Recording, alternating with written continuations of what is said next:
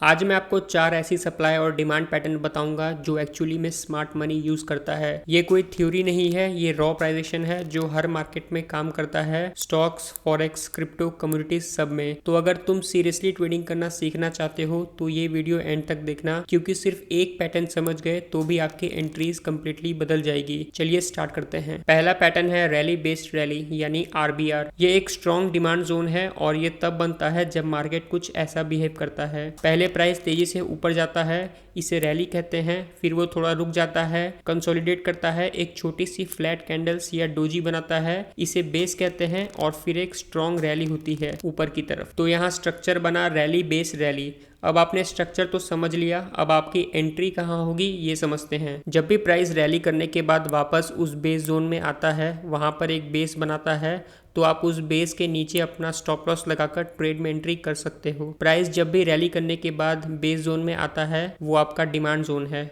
Nifty 50 या फिर किसी भी लार्ज कैप स्टॉक्स में ये पैटर्न बार बार बनता है। जब भी आप कोई स्टॉक देखो जो रैली करने के बाद फिर एक पुल बैक करके एक स्पेसिफिक लेवल पर कंसोलिडेट करे, तो आप ध्यान से देखना क्या वहां कोई बेस बन रहा है, तो आपका ट्रेड एक्टिव होने वाला है। दूसरा पैटर्न है ड्रॉप बेस्ड ड्रॉप यानी डीबीडी। ये एक सप्लाई जोन होता है जहां स्मार्ट मनी सेल करता है। स्ट्रक्चर सेम कॉन्सेप्ट पर काम करता है। पहले एक शार्प ड्रॉप आता है, फिर प्राइस कंसोलिडेट होती है, प्राइस बेस बनाता है और फिर तेजी से नीचे चली जाती है। यहाँ स्मार्ट मनी क्या कर रहा है, वो उस बेस में डिस्ट्रीब्यूशन कर रहा था यानी सेल कर रहा था। रिटेल ट्रेडर सोच रहे होंगे प्राइस यहाँ पर रुका है, स्टेबल हो गया है, अब बाय करते हैं और बस ट्रैप। जब प्राइस पुल बैक लेकर रिटेस्ट करे, एक बेस बनाए, उस बेस के ऊपर आप अपना स्टॉप लॉस लगाकर सेल साइड का ट्रेड प्लान कर सकते हो। एक इंपॉर्टेंट बात याद रखना, सिर्फ उन जोन्स को ट्रेड करो जो फ्रेश है, मतलब जिस जोन को पहले टेस्ट नहीं किया गया हो। एक बार जो जोन टेस्ट हो जाता है उसकी स्ट्रेंथ थोड़ी कम हो जाती है। तीसरा पैटर्न है फ्लिप जोन। अब यहाँ आता है सबसे इंटरेस्टिंग कॉन्सेप्ट। ये कॉन्सेप्ट समझ लिया तो आपका चार्ट देखने का नजरिया बदल जाएगा। एक लेवल था जो सप्लाई जोन था, मतलब प्राइस वहां आकर बार बार नीचे गिर जाता था, लेकिन एक दिन प्राइस उस लेवल को स्ट्रांगली ब्रेक किया और तेजी से ऊपर निकल गया। जो लेवल पहले एक सप्लाई जोन की तरह काम कर रहा था,